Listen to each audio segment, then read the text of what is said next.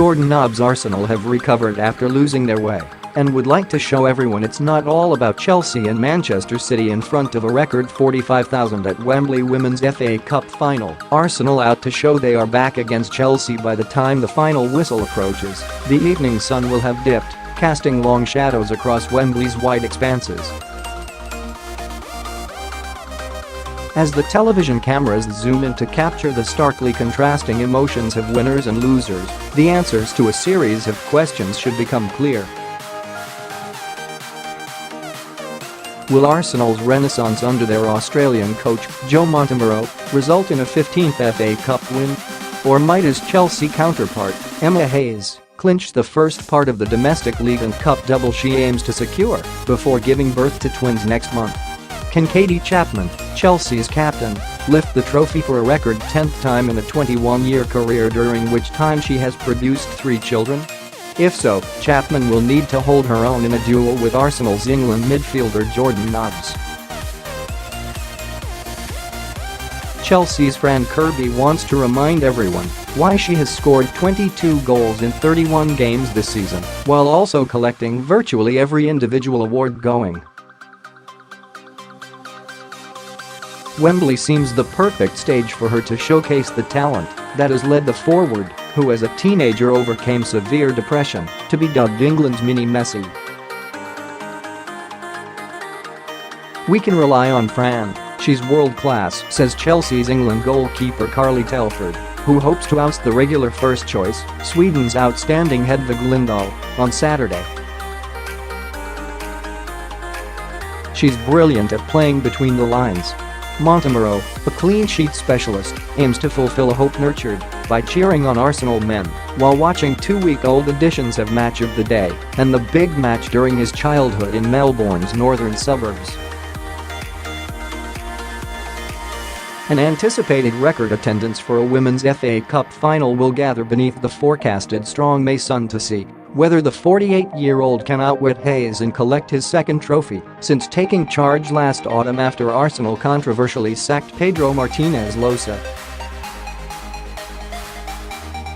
"After a difficult few years, when we lost our way a bit, we'd like to show everyone that it's not all about Chelsea and Manchester City," Nobbs says. "We want to show Arsenal are back and ready to really challenge again."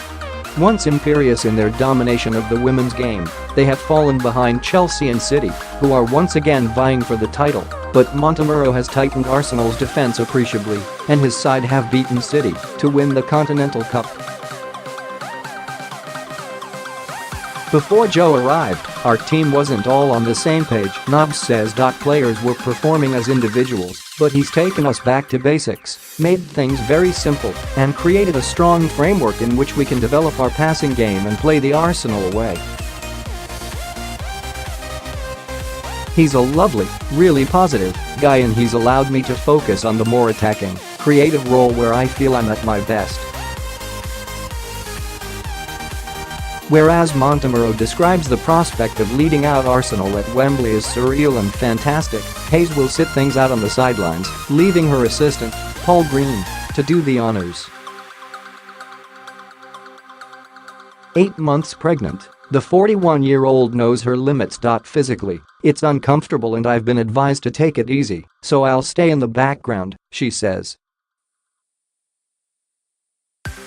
"It's better for my babies if I sit down. I don't mind. I'm a woman. I don't have a big ego."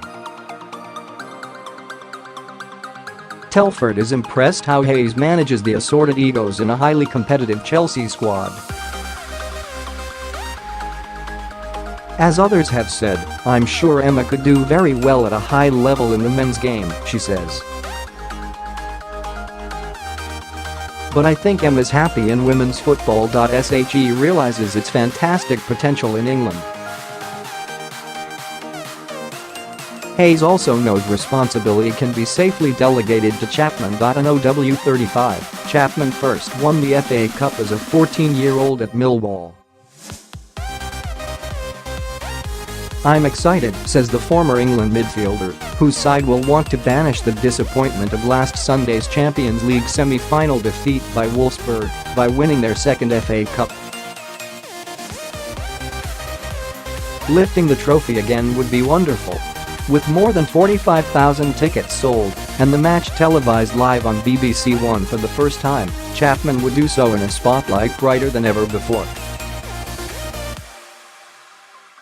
If the crowd should exceed the record 35,271 who watched Manchester City overcome Birmingham in last year's final, a far cry from the disappointing 4,998 gathered at Doncaster's Keepnet Stadium when Arsenal beat Bristol Academy in 2013, soaring interest in women's football has brought increased scrutiny, not all of it entirely welcome. Behind closed doors, the wounds inflicted by Mark Sampson's sacking as England manager last autumn after Ine Aluko's well-documented complaints still fester. Aluko, an infrequent Chelsea starter this season, is likely to be a substitute. With her contract ending this summer, the future remains uncertain for a striker no longer on speaking terms with several former England teammates and so far overlooked by Phil Neville, Sampson's successor. At 31, this could be Aluko's Wembley swan song. Might a figure who polarizes opinion like no other in the female game step off the bench to goal-scoring effect? Nobbs trusts it will be Arsenal's day, with England's Beth Mead, Montemurro's leading scorer, or the Dutch striker Viviane Miedema possibly registering the winner. "We've got a lot of experience," she says, pointing out that Sari van den Andel, Danielle van den Donk and Dominique Janssen featured, like Miedema, in the Netherlands Euro 2017 triumph. "Joe's made sure our mentality's strong," Nobbs says. Winning the FA Cup would be the perfect way to prove we're all back on the same page.